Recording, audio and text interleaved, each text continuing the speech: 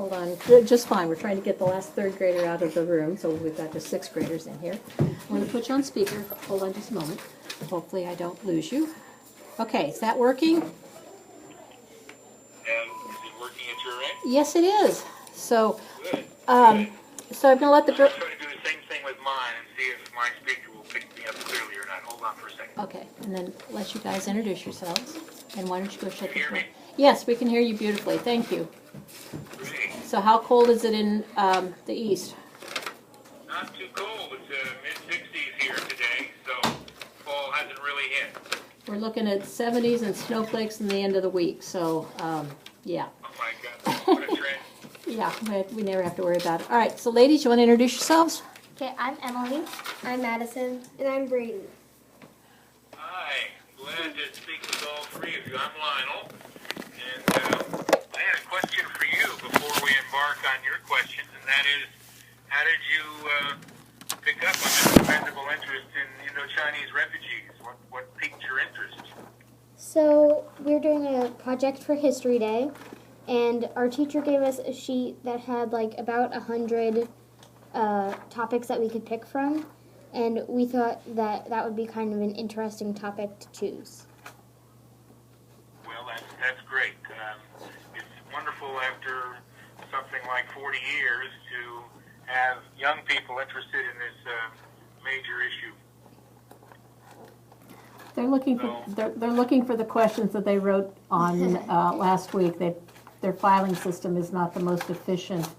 Matter of fact, I understand that, but it's taking a long time. I've written the questions out, and okay, you can address them in the order you pose them, if that would help. that would be wonderful. Or did you find it? No, No. not yet. Okay, Brady's going to keep looking. Please start wherever you'd like to. Well, don't bother looking, Brady, because I have them right here. I'll take Cool. them in the order you pose them. Cool.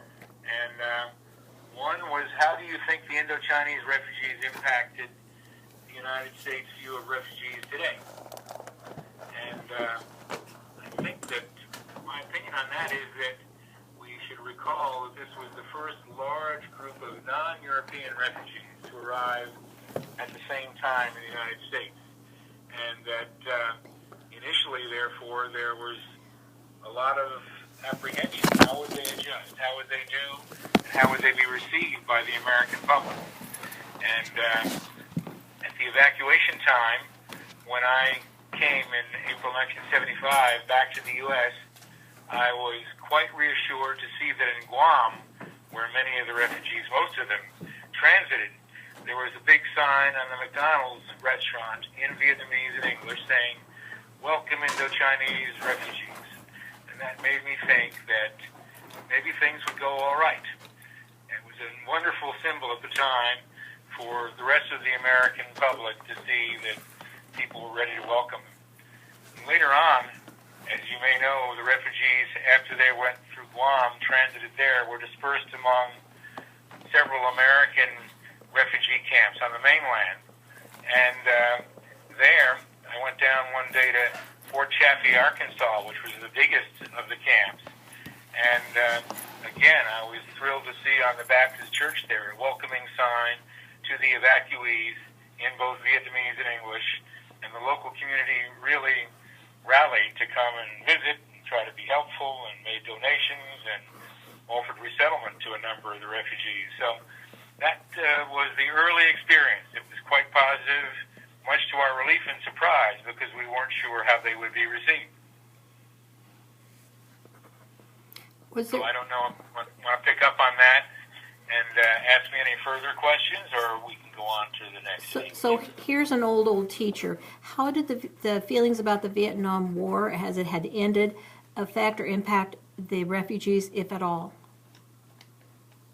I think that it impacted mostly on the perception in both the executive branch of government, places like the State Department, and in the Congress, that these, some could say this was the losing side and why should we care?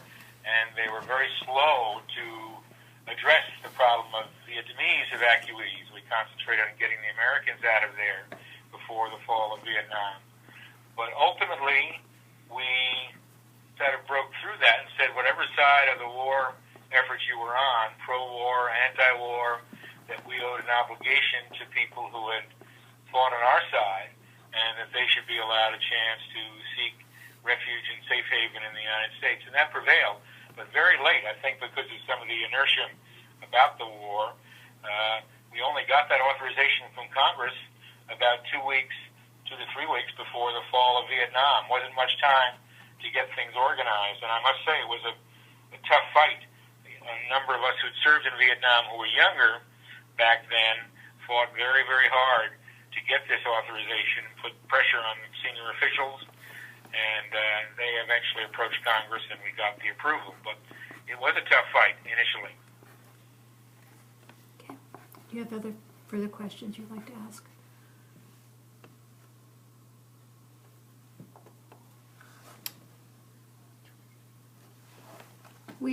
This is an old teacher again. We'd read where you'd rescued 200 people from Vietnam. Could you tell a little bit about that?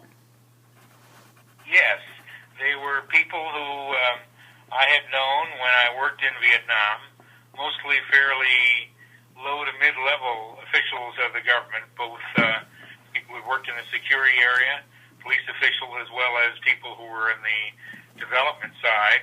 And I went back after a number of years not having been in Vietnam and was lucky enough to track down a few of them and their families. So each instance, the family members came up to about 10 more per family. So we only really, Craig Johnston, my partner, and I, probably took out about 20 families, but that came to about 200 people. There were about 10 on my list and about 10 on Craig's list when we managed to contact and bring out with us, and that was the 200. We did help a few other groups who were trying to, were trying to access the evacuation and were having trouble.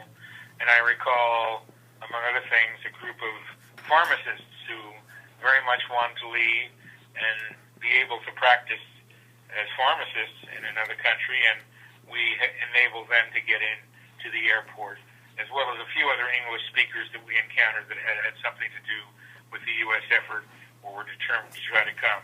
But mostly it was people who worked for the government and who were quite well educated and felt that they would be in danger if they stayed in Vietnam due to their association with the United States. You can't see them, but they're studiously making notes. You should hear the pencil scritching across the paper. Okay, so after 1975, what did you do with or for the refugees? Well, I must say that I lost close touch with most of them because my focus was on the flow of additional refugees who were coming out of Vietnam, Cambodia, and Laos, mostly by land, into Thailand. And I got permission to do a survey of those groups and had then as my primary goal to get the remaining admission numbers for refugees that weren't used during the evacuation applied to these groups, so-called land refugees who were coming out after the fall of those three Indo-Chinese countries. So I lost touch with most. There were a couple who resettled in the Washington area, and I maintained touch with them, and they, of course, successfully integrated. I did also try to ensure that we hired in the U.S. government a number of Indo-Chinese refugees who'd worked for the U.S. government and asked that they be put into a special unit, which I headed for a while, that would help in the transition from the refugee camps to going out into American society. And this office actually contained a number of the people that we had evacuated from Vietnam who performed that very useful service. It's probably the only time that people who worked for us who were in foreign U.S. government installations and facilities were allowed to come back and continue their service in the United States Civil Service and to perform this important function. So that was one of the other battles that I fought. I can tell you, even though I didn't keep up with them, that none of them had what I would call negative experiences over the long run. They've all integrated quite well. I've kept in loose touch by letter and phone with some of them, and they all, even though they were dispersed to wide areas, those not in Washington went to places like Tennessee and Texas and Minnesota, they've all done quite well. Cool.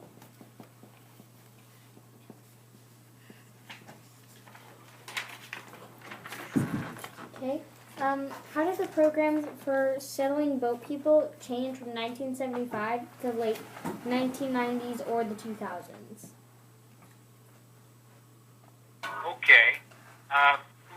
Can we defer that question for a minute, and I'll take on two other questions that you had asked that I had some thoughts on, and we'll come back to that as we move ahead. Perfect.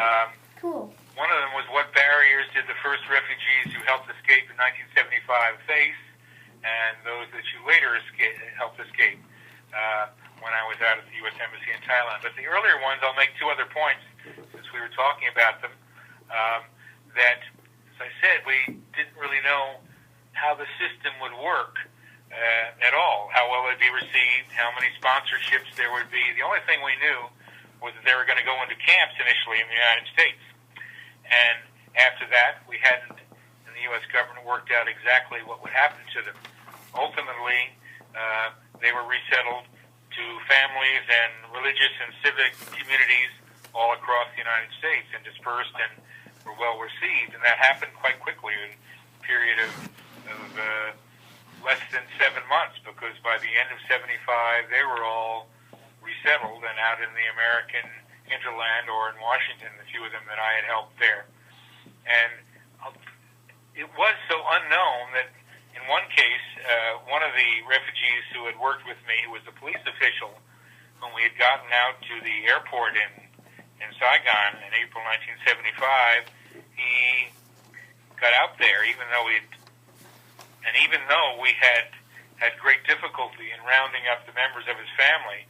One of the girls, perhaps about your age, had stopped to play with somebody or see somebody on the way home from school. We didn't want to take the family without the girl, so we waited till about dusk to try to find her. And eventually she came, and we got them successfully to the airport. And the next morning, the father, the head of the family, said, "I think we better not go to the United States." And I said, "Well, what's wrong?" Because yesterday we got everybody here, despite the difficulties in finding your daughter. And he said, "Well, I don't have much money, and a lot of these people here, they have money or they have connections, and they might do okay, but I don't speak very good English, and I'm afraid that our family might just starve to death." And I said, "Well, I don't think that'll happen. What do you think will happen to you if you stay here?" And he said, "Well, particularly as a police official, I probably won't do very well. In fact, I'll probably be arrested and might be killed." And I said, "Well, let me assure you that won't happen to the United States. You won't starve to death. And here," took out of my wallet, "here's a $20 bill. This is my guarantee that I'll always be there financially for you if you're having trouble. But I'm sure that won't be the case. You may stay in a refugee camp for a long time. We don't know what's going to happen to you after that. But you're not going to starve to death in the United States." But I think that story illustrates how apprehensive some of the refugees were about what their future would be like. In this case, the family settled in Minnesota. He became a machinist, was very highly paid for that, and the kids were educated in the U.S., and I believe have done well, going on to college, and he's now retired in Southern California. So there was a happy ending there after that initial trepidation about coming to the United States. Now, going on to the refugees who came later, first dealing with some of those who come by land. As I say, I'd gone back in late 75 and early 1976 to address them. Many of them were more rural and less educated. And again, doubts were raised, could these people do well in the United States, and maybe it'd be better to leave them